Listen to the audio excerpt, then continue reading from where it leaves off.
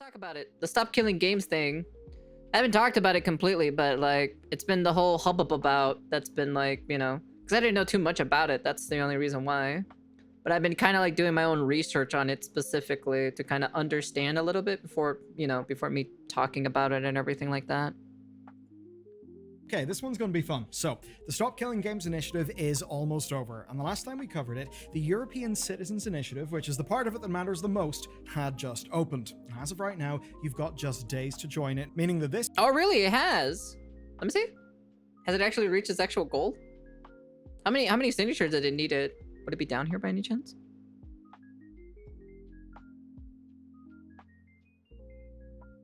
I don't know if it's any of these.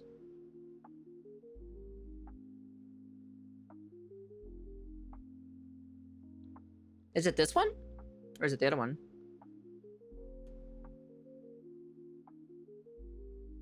Let's see. Stop Killing Games petition. Yeah, that's the one.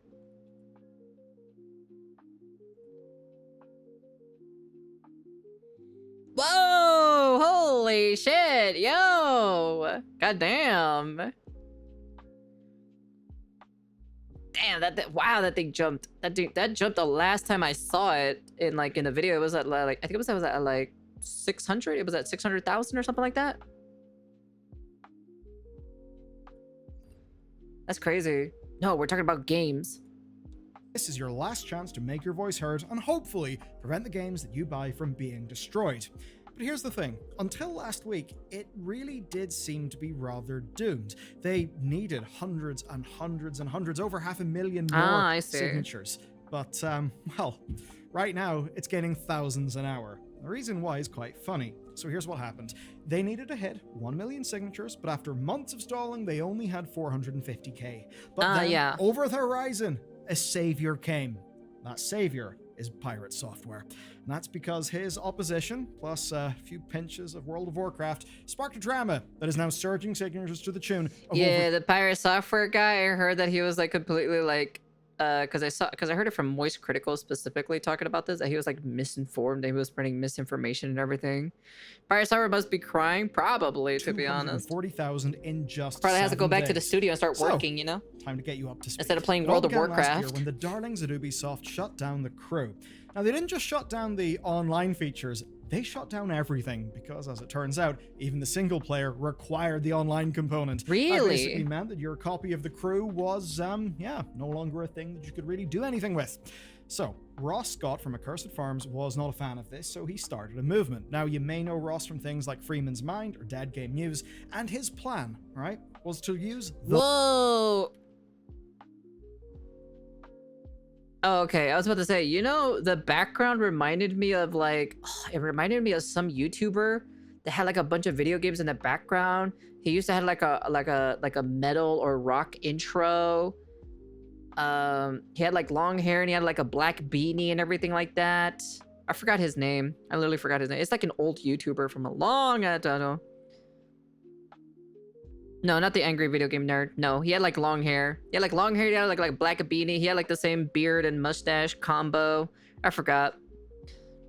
From things like Freeman's Mind or Dead Game News, and I forgot the name of the channel. Right, was to use it's an old channel, not change.org. Super old. Actually change things here, and it certainly seems that now, a year on, he actually may succeed in a way. So basically, right, Ross believes that consumers bought a product with games like The Crew, and that product was then taken away. But from Ubisoft's perspective, it's rather different. They argue that they sold a license to a live service, a service that they could simply end whenever they wanted. So put simply, what this movement aims to do is to address this gray area so that, at the very least, people would get formal clarity on what they were actually buying. Best case scenario would involve something basically with more teeth. I find it out from Pirate Software because he usually provides really good insight on why something is good or bad. In this case, he is just saying that it is impossible for companies to keep the game alive forever, and that is not even the point that is being requested for the petition. So he probably misread it or kind of like misinterpreted. I know I saw in a specific clip or so that, like, you know, that he was shitting on the video or so. He's like, no, I don't want to watch this or so. It's like carb salesman or speech or whatever. It's shit. It's shit. You know, apparently. I don't know. Something like that. Something that sort of similar nature. Now, this was all multi-pronged. There was a UK campaign that hit problems early on with the government claiming that existing laws already covered the issue. As for the US, well, basically, it was never an option because of already settled law. Now, because of this, stuff looked grim. But last summer, another path opened, and that path was the EU Citizens Initiative. So, this lets EU citizens propose legislative agendas, and this proposal was very simple. Stop destroying video games. And what it would require certainly does sound simple. It's that any game sold in the future would have to prepare for the eventuality or the possibility of server shutdowns, that they would need to remain in a functional playable state. Now, this could be through, say, single-player access, maybe through peer-to-peer connections, opening up private server stuff. You get the point, right? That actually would be pretty cool, actually. Didn't you see his mana? What can he do for us? His dad works for Blizzard, mind you. I don't care if his dad works at Blizzard. I'm gonna flying fuck. Blizzard is dying right now, okay? All right? They just released a shitty cutscene of like, you know, of two women fighting each other, okay, in World of Warcraft. And the worst fighting scene I've ever seen, okay? I don't want to hear it, okay? All right? But actually, what's key right now is that at this point, the implementation details are actually not required. The way this works is that if it is successful, the EU will then have 6 months to respond, and if they say yes, then they will adopt a resolution. And that would guide EU activity, but it would not instantly mean Blizzard is still alive. New It's still alive. hasty laws. But make no mistake, it would actually matter. And that's because EU policy has got global impact. I mean, it's pretty obvious now. Just look at Apple and Google for one example. Now, for this, all that's needed is A, 1 million signatures, and B, a minimum threshold being passed in at least 7 EU countries, which basically just exists. So, I don't know. If the French all get together and want something that nobody else wants and only one country passes, then hey, the EU's safe. Anyway, you get the point. That is the challenge. Those are the stakes. So here's what happened next. Going through the requirements, the regional thresholds do seem to be quite manageable, right? Now, the million signatures is quite a lot. True. I mean, a hell of a lot. And success there would require a multilingual international campaign, one that's actually centered on EU citizens. Who is leading it? Well, an English-speaking YouTuber with a cult following, which I mean in a positive way, just so I'm being clear. But basically, it's not a huge number of people. Now, this story obviously did cut through. Loads of people covered it, us included, and the early momentum was really strong. Until it wasn't. Now, this is because some things fell through, one being a planned feature in GOG's email newsletter that was tanked by that company having layoffs. Even Heineken, yes, Heineken, the beer people, wanted to include the campaign in their marketing, but only after the petition ended. But there is another one, and I think I know it's the one you want me to talk about. It's the pirate. Okay, TLDR.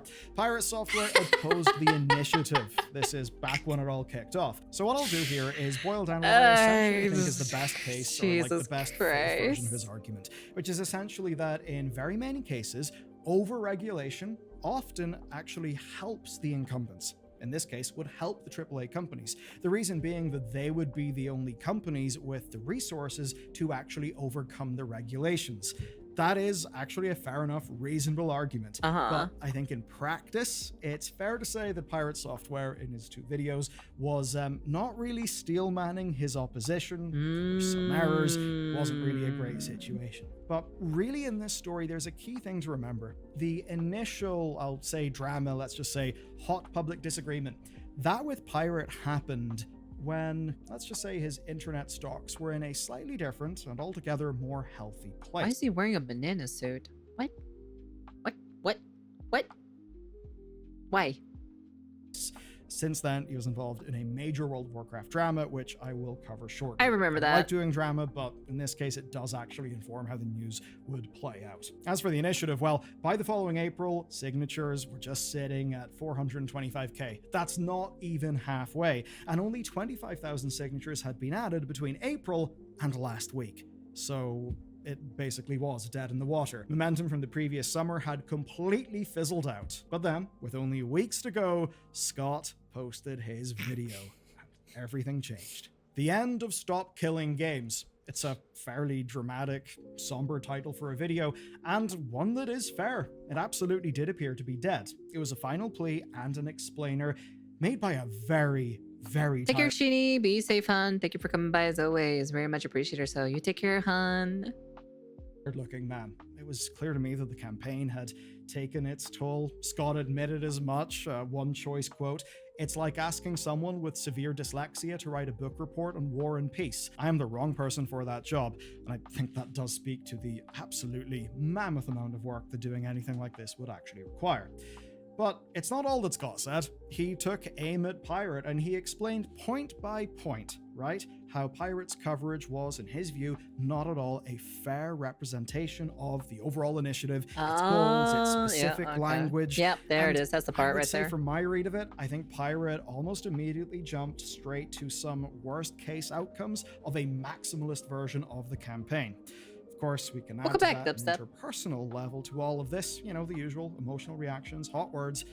But if it was just that, if it was only that, well, what happened would not really be what has happened. So let's talk about World of Warcraft. As I said, I hate covering drama, but today it is actually relevant because basically it is the kindling. I think what we're seeing with this initiative would not really have played out if these World of Warcraft related events didn't play out the way that they did. Because basically this is why people were ready, willing, and even excited to hop back into the fray and to pump all of this up. Imagine being a pirate while being a corpo.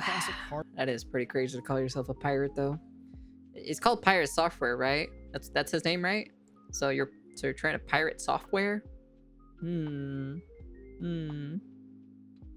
streamer. Ironic, huh? That's a lot of words, but basically think of it as a reality TV show where dozens to hundreds of hours of gameplay are at stake, because when a character dies, it is dead. Just that character has got lots of fans in Twitch chat and some sort of big name behind them. In my headcanon, Pirate is just making a dumb comment in order to bring attention to the petition so more people will sign it and take all the credit so he could farm drama for his channel and games. Or maybe I'm just coping. Probably. Form of the streamer. Pirate, along with other streamers, were doing a dungeon in this game. Yeah, I remember this. Went poorly. People died, and of course, whenever they died, that means they lose their characters that they progressed. Now you might be thinking, so what? A World of Warcraft dungeon run went bad and people lost their characters in a hardcore server. Why is that a news story? Well, there absolutely is a reason why. So it was broadly seen that he went very much every man for himself mode, trying to save his own character and really to the detriment of his teammates, a few of whom died. Now at the time tensions were high, and those tensions were pointed at Pirate Software, both from viewers and from his fellow party members. And what followed was, I think, to put a very messy thing in simple terms, in an emotional sense, he roached out. Saying, well, I don't know. I kind of.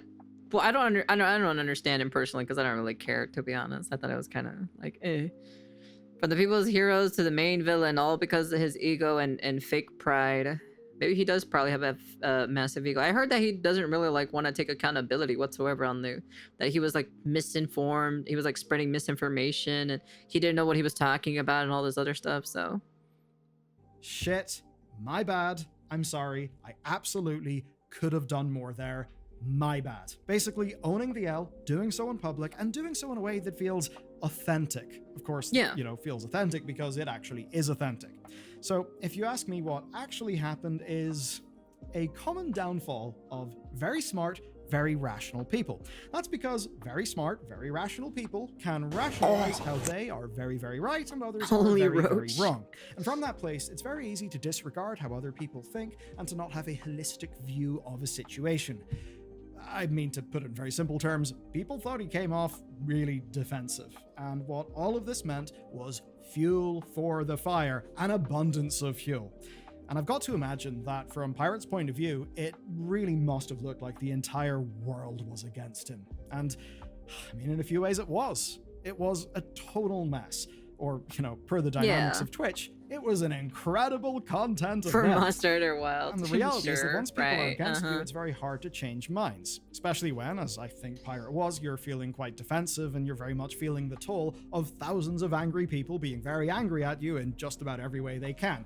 Meaning that, yeah, some people were, let's just say, going beyond having just a civil disagreement. Now, after that point, some aftershocks followed. There was a clip of an Ashes of Creation raid pool that sparked a bit of a drama. There were then accusations of pre-watching games in order to look better on stream. There was critique of his Blizzard credentials and a whole lot of different things. Basically, he turned into somewhat of a punching bag. Now, to, I suppose, try and work through some of this, he did a session with Dr. K. I think it was a pretty enlightening one. It certainly is, I'd say, a good listen. It essentially did get into why he reacted the way he did, the way that he actually felt. I'm not going to paraphrase here too much beyond just what I've already said. That's my takeaway. So I'd recommend, if you want more texture, more understanding of this story and the social dynamics that made it play out, give Dr. K's video a watch. But as it pertains to the Stop Killing Games movement, I think you can see how, well, whenever there was the initial disagreement of Ross, Pirate stocks were looking pretty good. But then he was involved in several major dramas. These dramas led to hundreds and hundreds of thousands, perhaps millions of people maybe finding out about him or having a changed opinion of him. There were a lot of videos talking about I heard it when I was inside the everything. house. And that's why right now, but I don't know for this too much video, about it when I though. Just search for Pirate Software. But we'll on take a look YouTube, at it here's though. what I got. We've got the Pirate Software Unraveling featuring a game developer, 211k views. A Joss Strife Hayes reaction, 204k views. An Axeman video, 586k views. An Upper Echelon video, 266k views. One from Moist Critical, 3.1 million. Jesus Christ! Oh my God, dude! Everyone knows about it now. In views. And that is just the top few search results. We're talking about millions of views here. Now, while so many of these were rooted in the dramatic aspect, obviously they were related to Stop Killing Games, and they all painted Stop Killing Games in a positive light. And what that essentially meant is that now you didn't need to be a game preservation enthusiast to know that Stop Killing Games exists. All you needed was a passing interest in one of the larger ongoing dramas, and of course even... Moist tried to even talk to him one-on-one? How did that turn out to be? Did he still had his ego or something like that? When people told him to follow Dr. K's advice, he just banned. Oh man, really? Like, okay, so you're telling me that like he tried, like they telling him to actually do what Dr. K told him to do, but he doesn't want to do it? Wow, what an actual child, to be honest. If that's actually true. Take care, Zen. Be safe. His pride did not see reason. So he has a pretty massive ego then, is what you're telling me. Yeah, I personally don't want to associate with people like that who have massive egos, you know? Not really my cup of tea of people. I'm too old. I'm too tired to deal with that shit. How old is Pirate Software anyways?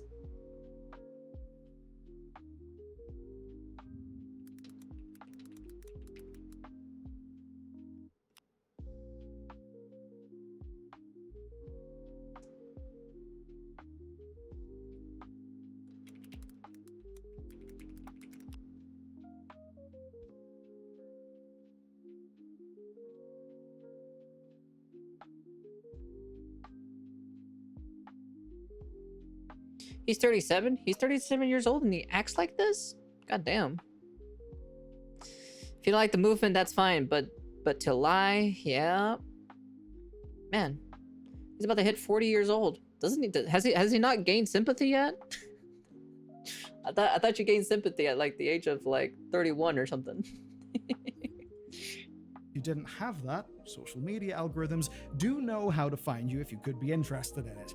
All of that means a humongous megaphone, and so far it absolutely seems it's done the trick. We've went from almost certain failure at 454k signatures to, at the time of writing this video, 714k, and at the time of recording, which was only a few hours later, 737k signatures. It's almost at 1 million actually at the recording of this video.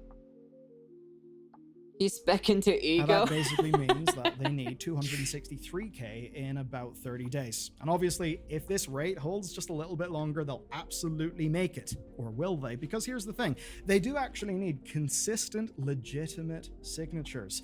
The reason why is fairly simple. Fake ones could be stripped out. Overexcited Americans having fun with a VPN, I don't know, could probably try to sign up for this. Wouldn't help the initiative, it would probably get scrubbed.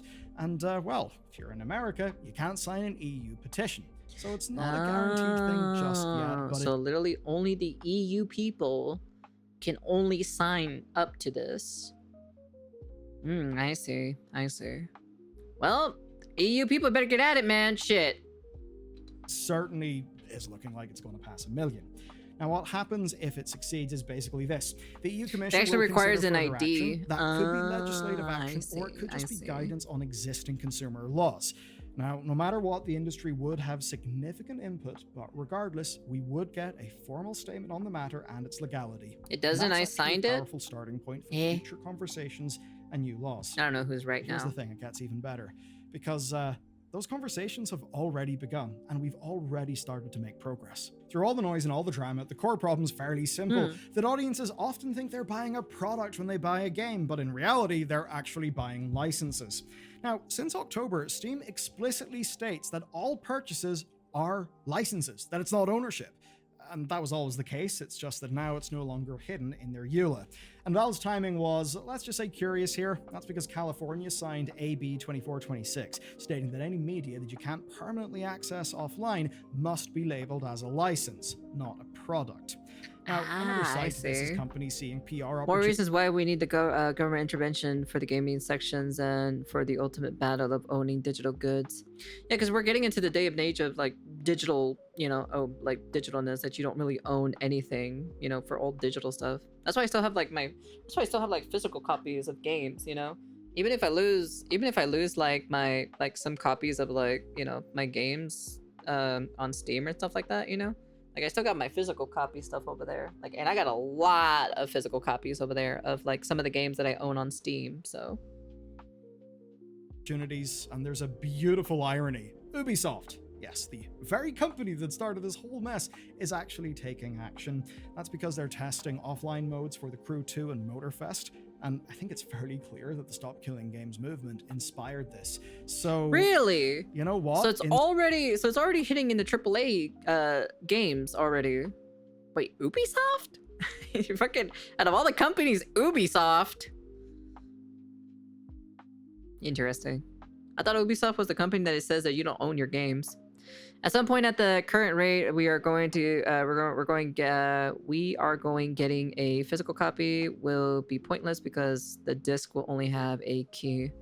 Well, Nintendo is one, but so far Sony and Xbox aren't really like that. At least not to my knowledge. I don't know, actually. I haven't really been keeping up with Xbox and Sony, so. in certain ways, it's already winning. Now, another thing that could inspire this was an actual lawsuit, specifically a Californian one about the closure of The Crew. But Really? that lawsuit is actually facing some problems right now, and that's because of a Final Fantasy XI related precedent that lets companies remove users from games because, well, as a user, all you've bought is a license. Take care, Yoda. and Be that can safe. be revoked. That's a ruling that obviously plays to Ubisoft's advantage in that lawsuit, but looking at the big picture, we actually do see the developers are choosing to address these issues. And not because they're being forced to by the law, seemingly because they want to. But there are Huh? many reasons for that. It could be PR, or it could simply be because they see what way the wind is blowing. Here's something cool. Take a look at Super Move's World of Parkour. This is an indie game that failed. Legal obligations prevent keeping the online functions active, but existing owners can still play it in single player. There's another example. Okay. Whenever Blizzard Entertainment purchased Spellbreak's developer, they obviously stopped the game. But months later, they released a peer-to-peer version of the game on itch.io. That's awesome. Oh, interesting. I thought this game died. I thought this game was like long gone, to be honest. I didn't think it actually existed anymore. I think it's for PR. I think it is for PR to save face and everything like that. Be like, oh look, we're the good guys. Look at us, we're the best company. We make the games offline. Okay, I had to look at it, and some countries require you to have an ID, and some require you address, birth, and date of birth, etc. Oh, okay, I see. And before all of this, Valen Studios ended Knockout City, but they made sure that private servers still would work. Really? This is basically 3 indie teams finding a way to preserve their games retroactively. That's interesting that indie games actually got this to work, but AAA games can't do that. Ironic, huh? It is good shit. It matters. Now, yes, it is the case that player counts may be in the single digits, but it preserves gaming history. If a bunch of people want to play one of these games together, they actually can. And if Stop Killing Games passes, developers would have to consider things like this, not retroactively, but from day one. And that doesn't mean you can no longer make an MMO. You can still make Helldivers, but you'll need to sell your games correctly. You'll need to label them as what they actually are. Are they products or are they licenses? And you'd need to provide some sort of exit plan whenever servers shut down. And nobody is saying that retrofitting games for offline play is an easy thing, but I don't actually think that's a reason not to try this. Because in many ways, the direction of travel has not been great in gaming. It's often not been great in consumer law, at least until recently. Aspire says, it's very hard to do because you got to make a MMO a single player, even though the movement never asked for that. I think making progress in this realm... Wasn't the whole point was because of the crew? The game crew itself? Like I heard about it a while back or something like that. Because this is how it started, right? Or am I wrong? Did it start with something else? Is absolutely a good thing. And I think the idea, why not try? Well, I think that is the attitude that we need. Of course, as for some of the reasons why not, you've likely heard those from Pirate Software. I think most people are thinking that on balance, no, it's actually worth giving this a shot. I think the benefits to consumer awareness, consumer protections, and, well, game preservation are pretty damn good reason why we should actually try. So, it's up to you. My question is simple. Why not give it a try? You can find the thing linked down below, and, well, if you want to see an example of consumers not being treated fantastically, Capcom, you're being naughty and it's time to call you out. You can find out all about it in this next. True! But yeah, anyways. Yeah, it was a crew and the WoW terms of service about deleting your account just because they can do it. Wait, they can delete your WoW account for like no reason whatsoever? What the fuck? That is the most weirdest thing I've ever heard in my entire life. Okay, all right. I didn't know about that actually. Well, because I don't play WoW. I don't play WoW. I don't play the crew. You know. Yeah, they can do that. Oh man, that's crazy. Yeah, because I don't really play like that many live service games. I think the only like live service game I played like the most or so and spent like lots of money was Smite. That's it. That's like literally the only game that I've ever played. That's interesting. That's kind of wild in my personal opinion. Yeah, no, I approve. I approve of this, to be honest, after kind of like learning and kind of like digging a little bit deeper on this subject. That's why I didn't talk about it too much, because I was like, I don't know what it's about specifically. So I was waiting, you know, a couple YouTubers and like stuff like that to talk about it. So I kind of looked into it myself, and then of course Baylor News gives us a more kind of like a little bit more in depth and like talking about the subject and the matter and stuff like that. So that's the only reason why. Okay, all right, yeah, no, I approve of this like 1000%. I'm like, I don't know what that Pirate Software guy's problem is, you know. Okay, whatever. I guess he's just some kind of person who just didn't want to bother, you know, taking a look at it, or at least talk to the guy or anything, you know. But yeah, yep, I approve. No, I approve. I approve of this. Yeah, we should be able to play those games offline and everything like that. Would have been nice to play a Atelier game, you know. I'm just saying, a certain Atelier game. That could have been nice to play offline, but you know, it is what it is. Anyways, that's the end of the video. You guys can comment, like, subscribe to all that fancy jazzy stuff. Yeah. Would have been nice to play a certain Atelier game offline, at least for the story mode. It would be nice, or be able to hold like private servers for it, you know, because it's not being supported on the global side anymore. Would have been nice, you know. I actually liked it. It was a really good one. But yeah. Yep, Concord gone too soon. Shut the fuck up. Concord is coming back. Shut up. Concord is coming back. We don't need to hear it. Anyways, but even then, if Stop Killing Games gets approved, that means Concord is gonna come back. So it'll come back on private servers. But yeah. Anyways, that's the end of the video. And yeah, go support Stop Killing Games. Actually, that's actually pretty good. I'm gonna try to see if I can do that actually right now. Anyways, that's the end of the video, and peace.